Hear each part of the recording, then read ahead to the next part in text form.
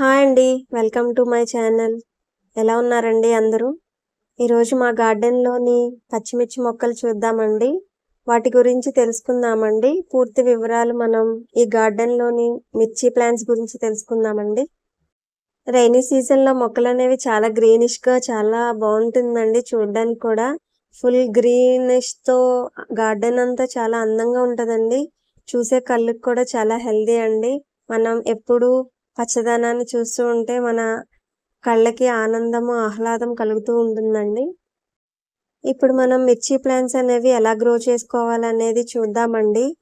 మనం చాలా ఈజీ అండి ఈ మిర్చి ప్లాంట్స్ అనేవి గ్రో చేయటం. సీడ్స్ కూడా బయట కొనాల్సిన అవసరమే ఉండదండి ఈ ప్లాంట్స్‌కి. మనం ఇంట్లో ఉన్న ఎండుమిర్చి తీసుకొని అందులో 2 పీసెస్ కింద చేస్తే సీడ్స్ ఉంటాయండి. ఆ సీడ్స్ గనుక మనం పాట్‌లో వేసుకొని తర్వాత దాని పైనంతా మట్టి కప్పుకోవాలండి. వాటరింగ్ చేసుకున్న తర్వాత మనకి 15-20 డేస్‌లో మనకి ప్లాంట్స్ అనేవి వస్తాయండి. చాలా చిన్న చిన్న ప్లాంట్స్ వస్తాయి. మనం మినిమమ్ కొంచెం చిన్న సైజులో ఈ ప్లాంట్స్ అనేవి గ్రో అవినప్పుడు అవి తీసి వేరే దాంట్లోకి రీపాటింగ్ చేసుకోవాలండి. మనకి కావాల్సిన సైజులో పాట్స్‌లో మనం ఈ పాట్స్‌లోకి మనం రీపాటింగ్ అనేది చేసుకోవాలండి. వాటర్ బాటిల్స్‌లో కూడా చాలా ఈజీగా పెంచుకునే మొక్క ఏమన్నా ఉందంటే అవి మిర్చి ప్లాంట్స్ అండి. చాలా బాగా వస్తుంది. ఈల్డ్ కూడా చాలా వస్తుందండి. వాటర్ బాటిల్స్‌లో కూడా వస్తుంది. మనం ఇచ్చే కంటైనర్ బట్టి ఉంటుందండి. మనం పెద్ద కంటైనర్స్ తీసుకుంటే మన మిర్చి సైజ్ అనేది పెద్దగా వస్తుంది. కొంచెం ఈల్డ్ అనేవి ఇంకా ఎక్కువ వస్తుందండి. మనం వాటర్ బాటిల్స్‌లో వాటిల్లో తీసుకున్నప్పుడు మనకి బానే వస్తుంది. కానీ మినిమమ్ అనేది వస్తుందండి. కంటైనర్ బట్టి మనకి ప్లాంట్ గ్రోత్ అనేది, ఈల్డ్ అనేది ఉంటుందండి. సో, అందరూ బాల్కనీస్‌లో కూడా చాలా ఈజీగా పెంచుకోవచ్చండి. చాలా ఈజీ గ్రోత్ ఉంటుంది ఈ ప్లాంట్‌కి. ఈ ప్లాంట్‌కొచ్చి మనకి ఆకుముడత అనేది మాత్రమే ప్రాబ్లమ్ వస్తూ ఉంటదండి ఎక్కువ. చీడపీడలనేవి ఎక్కువ రావు గానీ, ఎక్కువ మనకి ఇందులో ఆకుముడత అనేది వస్తుంటదండి. మనం ఇచ్చే స్ప్రేస్ వల్ల ఆటిల వల్ల అవి కూడా రెడ్యూస్ అయిపోయి ప్లాంట్ అనేది చాలా హెల్తీగా గ్రో అవుతదండి.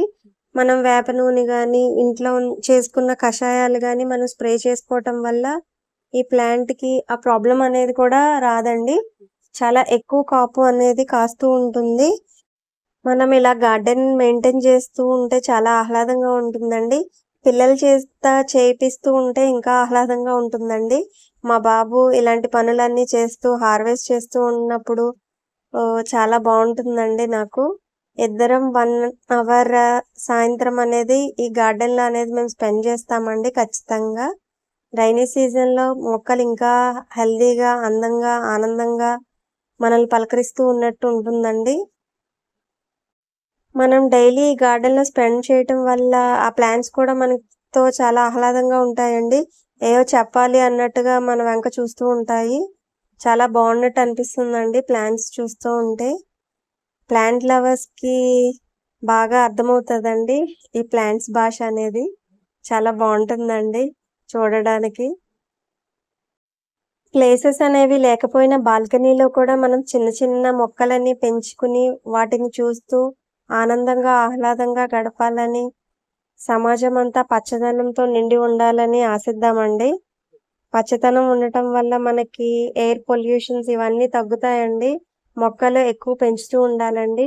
మా ప్లాంట్స్‌కి వచ్చిన మిర్చిలో మేము తీసిన కొంచెం హార్వెస్ట్ అండి ఇవంతా. మిర్చి అనేది చాలా హెల్తీగా, చాలా గ్రీనిష్‌గా వచ్చిందండి. చాలా బావుందండి. మా బాబు హార్వెస్ట్ చేశాడు ఈ మిర్చి ప్లాంట్స్ నుంచి.